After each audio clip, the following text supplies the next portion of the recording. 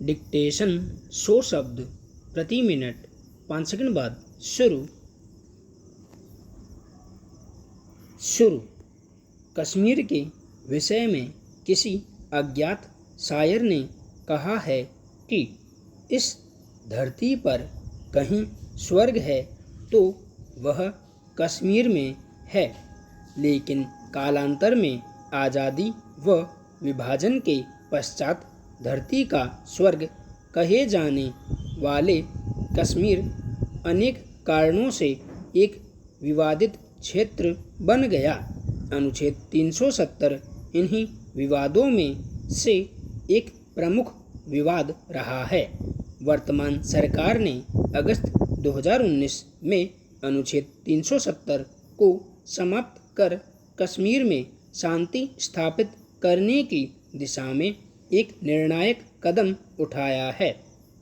आज़ाद भारत की राजनीति में यह सबसे साहसिक और दृढ़ इच्छाशक्ति से भरा हुआ निर्णय था, क्योंकि वर्ष 1947 में अगस्त के महीने में ही भारत को आज़ादी मिली तथा अगस्त 2019 में ही संसद में जम्मू और कश्मीर पुनर्गठन विधेयक 2019 को पारित किया गया, जिसके अंतर्गत भारतीय संविधान के अनुच्छेद 370 और अनुच्छेद 35A को निरसित कर दिया गया।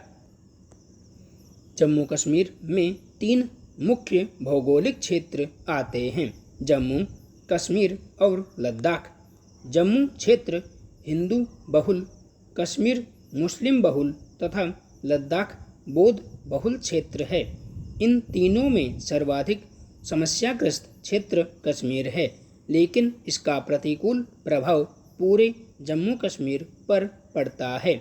इसी संदर्भ में अनुच्छेद 370 की समाप्ति को ऐतिहासिक कदम माना गया है, लेकिन प्रश्न यह उठता है कि क्या कारण था कि अनुच्छेद 370 और अनुच्छेद 35A के अंतर्गत जम्मू कश्मीर को भारत के अन्य राज्यों से विशेष स्थिति प्रदान की गई थी। जब ब्रिटिश संसद ने भारतीय स्वतंत्रता अधिनियम 1947 पारित किया तो उसके साथ ही जम्मू कश्मीर सहित सभी रियासतों पर से ब्रिटिश संप्रभुता समाप्त हो गई। अब इन देशी रियासतों को यह अधिकार था कि वे चाहें तो भारत या पाकिस्तान के डोमिनियन में विलय कर लें या अपना स्वतंत्र अस्तित्व बनाए रखें। जम्मू कश्मीर के शासक हरि सिंह ने स्वतंत्र रहने का फैसला किया, किंतु 20 अक्टूबर 1947 को पाकिस्तान समर्थित आज़ाद कश्मीर सेना ने कश्मीर पर आक्रमण कर दिया था। फलतः महाराजा हरि सिंह ने इस संकट से निपटने हेतु भारत के पक्ष में विलय को स्वीकार किया।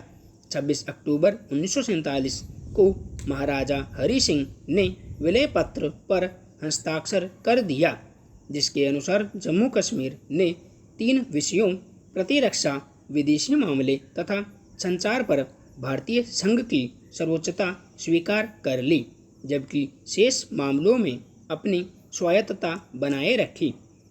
इस विलय पत्र के हस्ताक्षर के बाद तत्कालीन भारतीय प्रधानमंत्री जवाहरलाल नेहरू ने कहा कि जम्मू कश्मीर की जनता अपनी स्वयं की संविधान सभा द्वारा अपना संविधान बनाएगी तथा निर्धारित करेगी कि जम्मू कश्मीर पर भारतीय संघ का अधिकार कितना तथा कैसा हो। इस दौरान भारत का संविधान जम्मू कश्मीर के संबंध में सिर्फ अंतरिम व्यवस्था करेगा।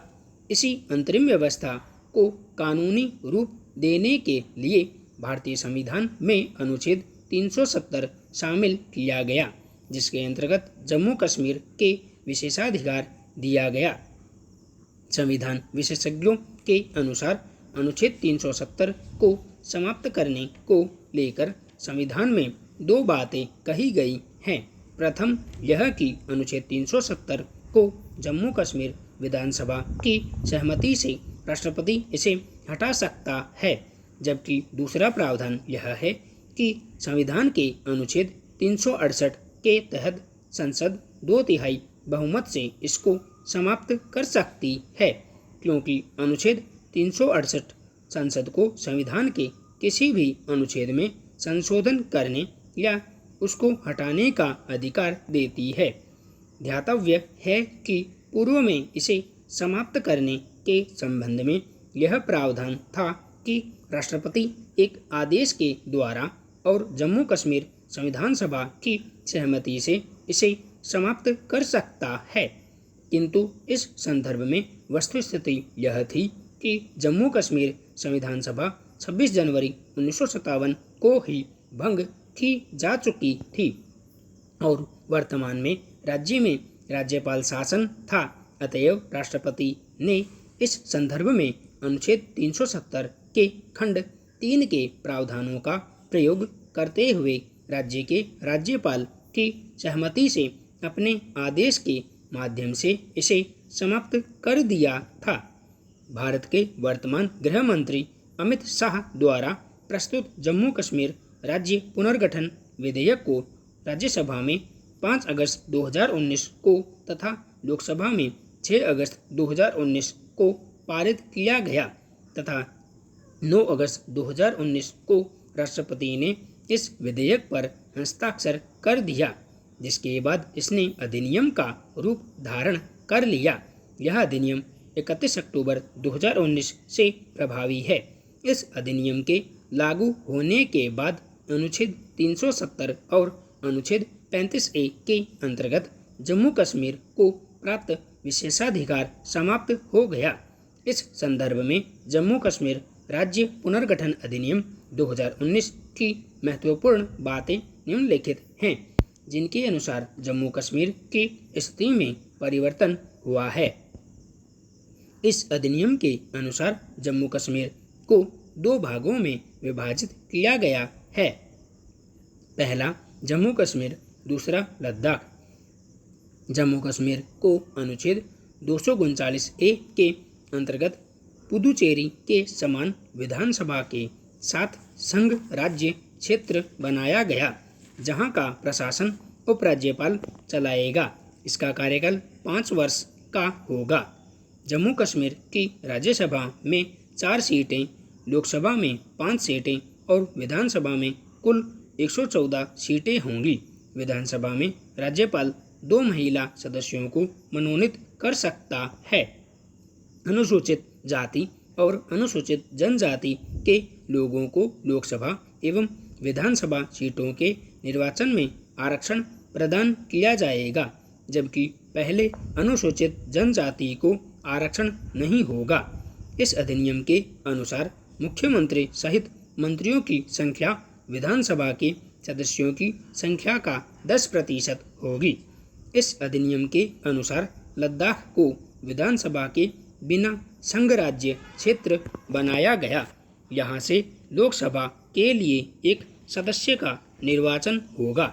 इसी अधिनियम के अंतर्गत जम्मू कश्मीर की दोहरी नागरिकता, अलग संविधान और अलग ध्वज का प्रावधान समाप्त कर दिया गया।